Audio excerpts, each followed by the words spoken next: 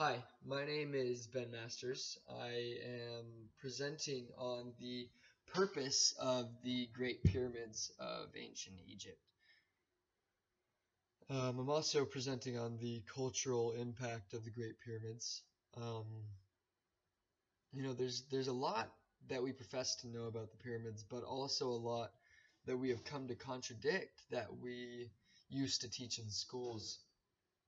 For instance, um, I actually just read as I was preparing again for this presentation on livescience.com that we think that the pyramids might have actually been built somewhat out of a type of concrete made from limestone, lime, and water,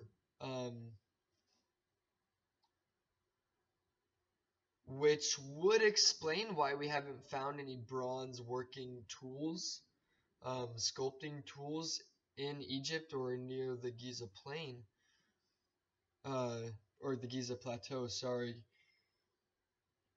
But it just comes to show that the more that we research the pyramids, the more we realize how much they actually knew that we still don't, and how mysterious really these pyramids are. The pyramids had a multifunctional purpose.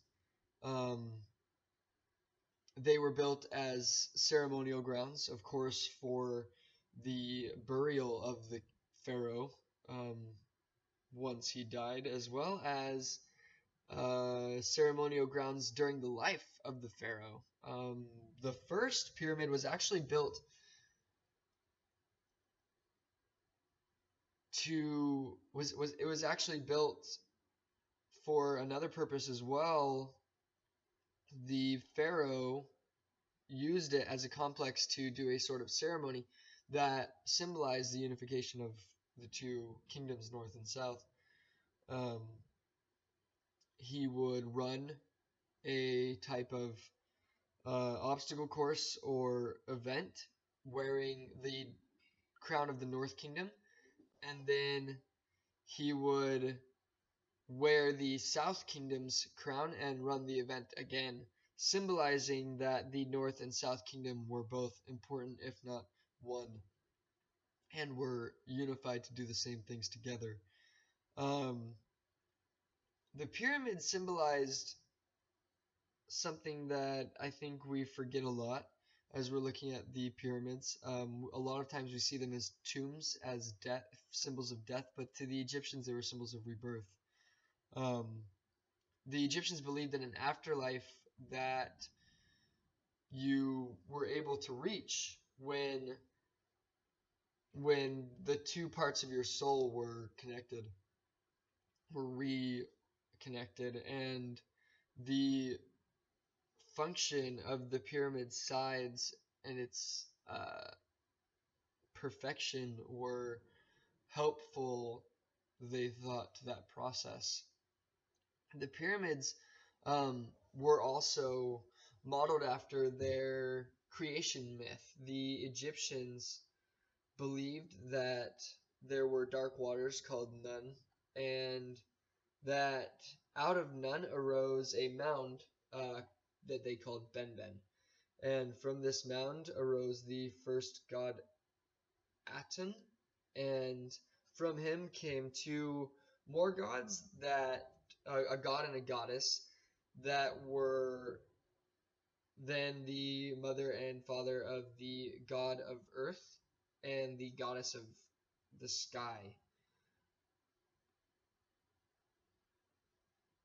This just shows that the Egyptians weren't really thinking of death as they were building the pyramids, but actually thinking of their creation and birth and rebirth into the afterlife.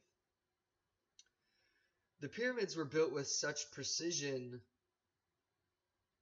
architecturally, astronomically, and geographically, as to really help the pharaohs or the demigods,